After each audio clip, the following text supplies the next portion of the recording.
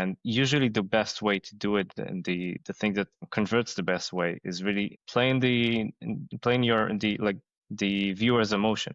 And you can see it obviously with music and with visual effects and with the videos themselves. Like they're all trying to play. If you just try to go on TikTok or on YouTube Shorts, open any random short or TikTok you want, and just keep that in mind. Say to yourself, how does that make me feel? Even before you open it, you'll see how quickly you can answer this question, because this is exactly what the creator thought about without you thinking about it. But this time you're ahead of it. So you're thinking about before he tries. You can see you can see his tricks in a way. Yeah, I'm curious. I don't think so, I gotta say. I haven't really been working on creating those clips like physically.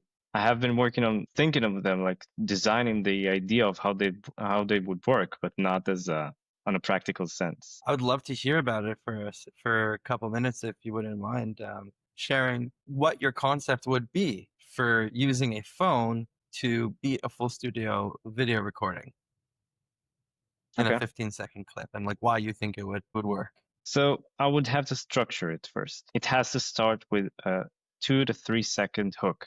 That hook should be everything, and it would be like 90% of my efforts would go into that hook, of thinking, how can I catch the viewer's eye and mind? And that would be like the main event for me as a start in that whole structure. Going through that 2 or 3 seconds, we move on to, let's say, 5 to 7 seconds, where you get the body, for example, where I would have to explain to you, why am I interesting? What do I want from you? Or just, why did you stop?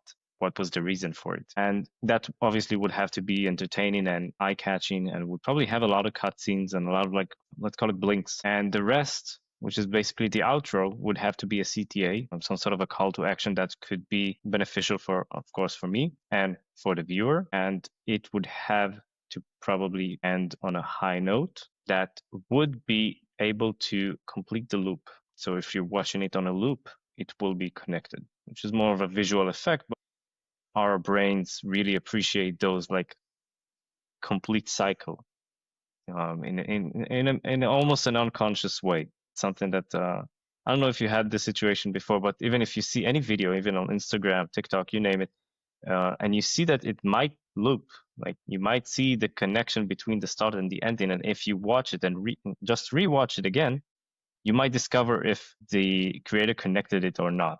And the only reason we do it is just that our brains work. It's almost like ADHD in a way. We just need that completion. And once you get it, it's some sort of a dopamine effect that you get, like a boost of it. So it's always good to have it. It's like a nice to have. It's not a must.